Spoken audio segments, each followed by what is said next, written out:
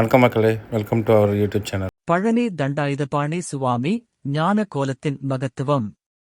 தமிழ்நாட்டின் திண்டுக்கல் மாவட்டத்தில் மேற்கு தொடர்ச்சி மலைத்தொடரின் ஒரு உயர்ந்த மலையின் உச்சியில் அமைந்துள்ள பழனி முருகன் கோவில் முருகப்பெருமானின் 6 படை வீடுகளில் 3வது படை வீடாக விளங்குகிறது. இங்கு அருள்பாலிக்கும் முருகன் தண்டாயுதபாணி சுவாமி என்றும் பழனி ஆண்டவர் என்றும் அழைக்கப்படுகிறார். பழனி முருகன் மற்ற தலங்களிலுள்ள வீரமும் இளமையும் நிறைந்த வடிவத்தில் அல்ல, ஞானம், துறவு, அமைதி ஆகியவற்றின் வடிவமாக காட்சியளிக்கிறார். ஞான பழம் முருகன் கோபத்தின் காரணம். ஒருநாள் தேவர்கள் உலகில் கலகம் அதிகரித்ததால் அவர்கள் சிவபெருமானை அடைந்து உதவி வேண்டினர்.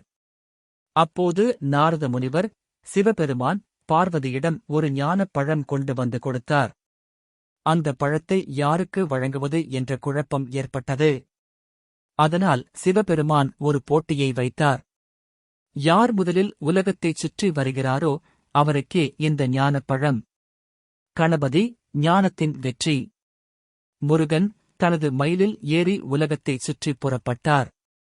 ஆனால் விநாயகர் தனது பெற்றோர்களான சிவன், பார்வதி அவர்களைச் சுற்றி வந்து, எனக்கு என் பெற்றோர்களே உலகம் என்று கூறினார்.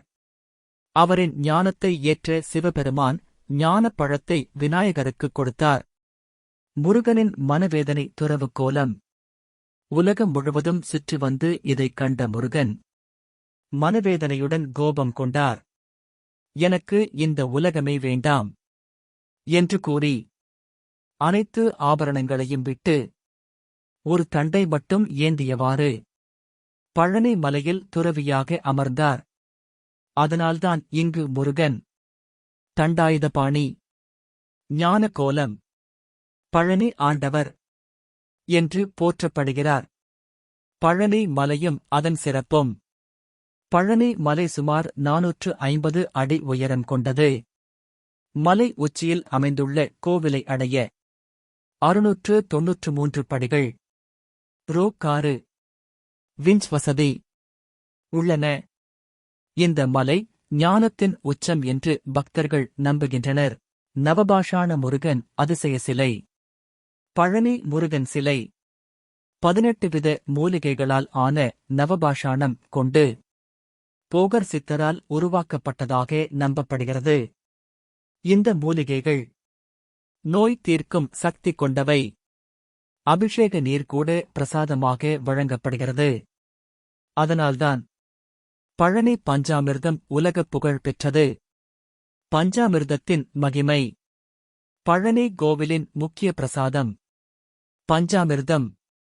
இதில் வாழைப்பழம், வெல்லம், தேன், நெய், ஏலக்காய் இவை கலந்து தயாரிக்கப்படுகிறது.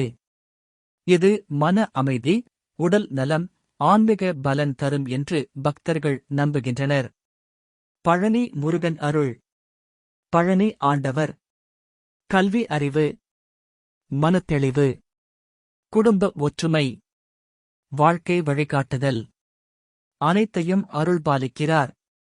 பழனி சென்றால் புத்தி தெளியும் என்று ஒரு பழமொழியே உள்ளது. முடிவுரை. பழனி தண்டாயுதபாணி சுவாமி வீரத்தின் அடையாளம் அல்ல, ஞானத்தின் உச்சம். அகங்காரம் விட்டு அமைதி கொண்டு வாழ்க்கையின் உண்மையை உணரச் செய்யும் தலம்தான் பழனி திருத்தலம். ஓம் Saravanabhava. Thanks for watching. Please like, subscribe our channel.